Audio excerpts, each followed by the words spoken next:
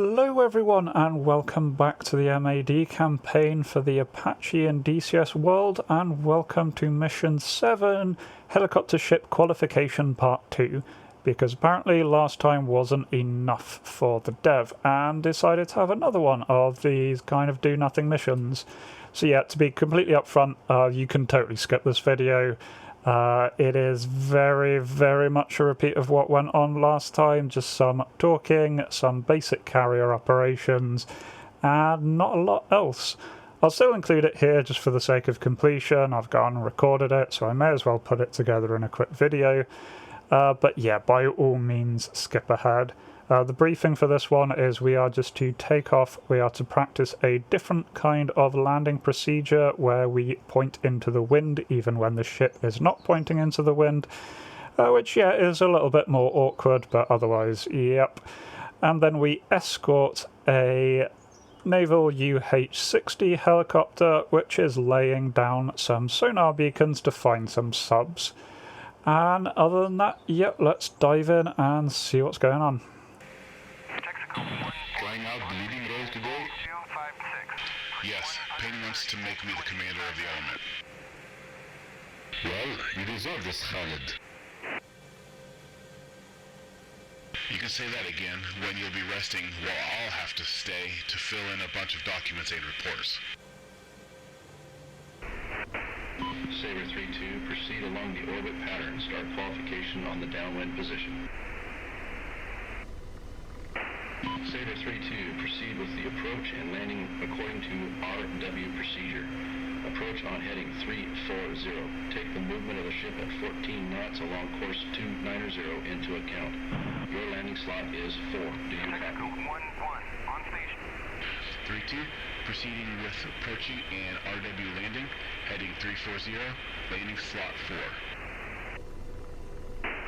Alpha 1, 3-2, on final, requesting landing. 3-2, cleared for landing. The ship is moving at 14 knots, heading 290. Wind 350 at 12 knots.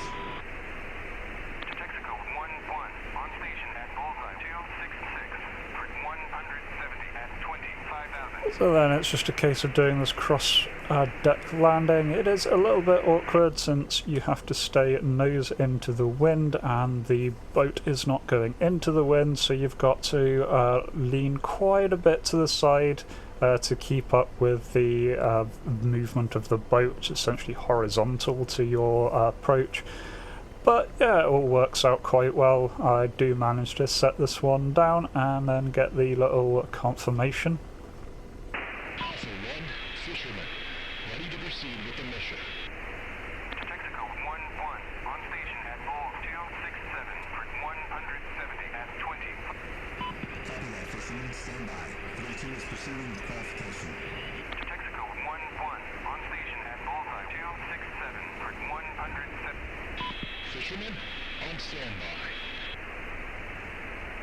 Texaco 1-1, on station at bullseye 267 for 170 at 25,000.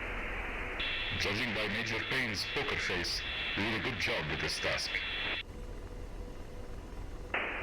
Excellent. You are cleared to take off to start the next procedure. Alpha 1, 3-2, approaching, requesting landing. Now the trigger here misfires a little bit on my second approach and it says that I've landed when I've not quite landed. I think the trigger zone is just a little bit too large than it needs to be, so it counts me as being on the deck when I am just keeping a more or less perfect hover just to the side of the deck. I do consider here about going back over and actually landing, but I didn't want to miss any further triggers or any time-based events later on, so think better of it and just go on and continue on the mission, forming up with the helicopters. Texaco 1-1, on station at bullseye 267 for 170 at 20. Excellent. Take off and proceed to the holding zone. 3-4, proceed with qualification. 1-1, on station at bull 267 for 170 at 25,000. Alpha 1, Sabre 3-2, copy that, proceeding with the mission. Texaco 1-1, on station at bullseye 267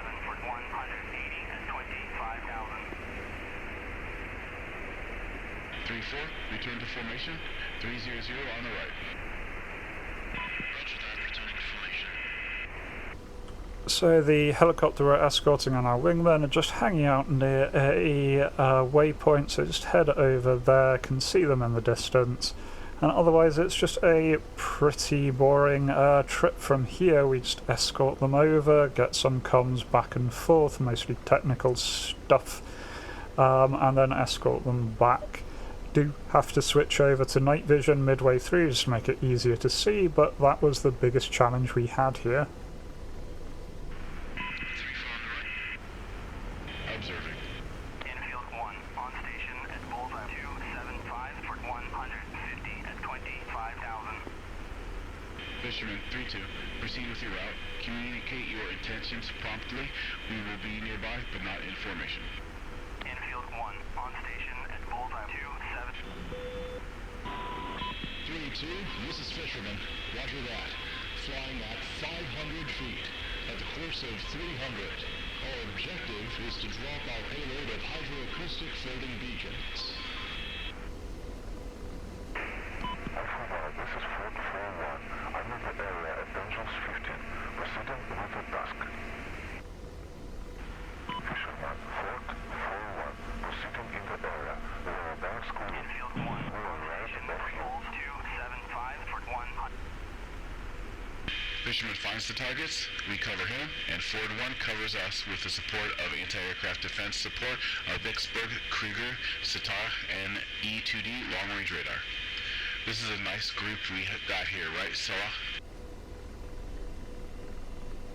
Yes, but I still don't feel safe. Mind the altitude, Khalid. The damn motor is very close. Don't worry, you are equipped with a survival vest and protein bars in case of water landing. I'd prefer not to use it at all. Beacon release. Infield 1, on station at Bulls 276 for 160 at 25,000.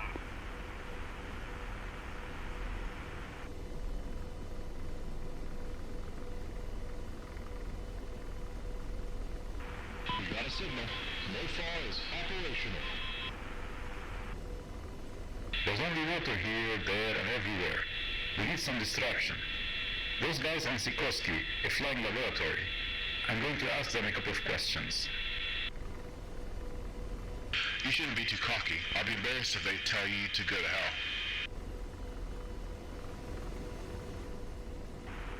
Fisherman 3-2. Hey guys, what are we doing now?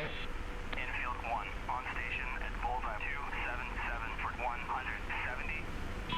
We're dropping our hydroacoustic floating beacons.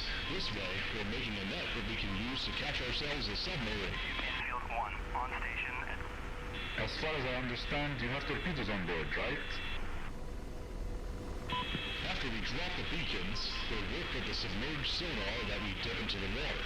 So we'll have to lose some speed. Infield 1, on station at... As far as I know, you have a radar and a magnet detector, right? Infield 1. Yes, we have a radar to search for waterborne targets, along with a magnetic anomaly On detector. station at... Beacon release. Infield 1, on station at Bullseye 276 for 170 at 25,000.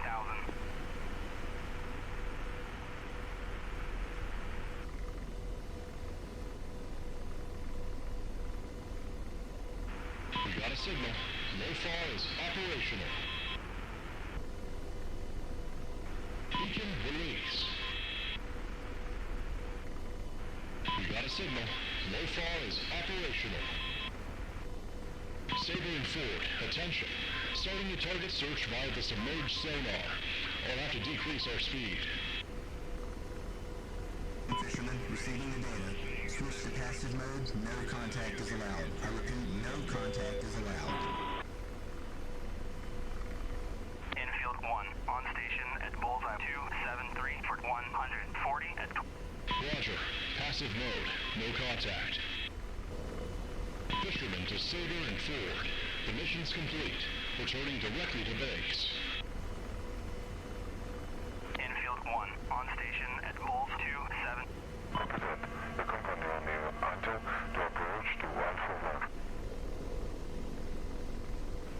Fisherman, Saber 3-2. How's it going, guys? Did you find what you were looking for? Infield 1, on station at bullseye 271 for 130 at 20. Yeah, we got good results. Our library has identified several different Infield targets. 1, on station at Library? Infield 1, on station at bullseye 271 for 1. The hydroacoustic signal classification library. We use it to identify targets. Infield 1, on station at There are many civilian vessels here. Don't they create interference for you? Infield 1, on station at That's true, and the submarines use it to mask the noise of their own propellers. Those are tactical techniques, but we've got quite a lot of tactical techniques of our own. Infield 1, on station at bullseye 271 for 130 at 20. Thank you for the interesting flight, guys. Good luck with your hard work. Then, weirdly, after returning to the carrier, the mission completes without needing a landing, which is just a bit odd. They could have just included the landing at the end instead of putting them at the start, but anyway. I do decide to land it just because at that point I'd been flying for a good hour just straight out over the sea, then straight back again, keeping pace with the Black Hawk. And so I felt like doing something during that hour, and so landed it without too much issue. A little bit awkward, but getting used to it. But yeah, another just disappointing mission. There's just no point having this mission in the campaign. We could have had this kind of landing practice in the last one if you're insisting on having these kind of qualification missions randomly dotted in after you've actually been doing full combat operations. Yeah, this campaign has really weird pacing issues. I'm sticking with it for now because the good missions are good. Problem is there's just so many of these just bad missions, so we'll see how it goes. But for now I'm sticking with the campaign, so hope you'll stick with it with me. And until next time, remember to be kind to yourselves and everyone else. Cheers.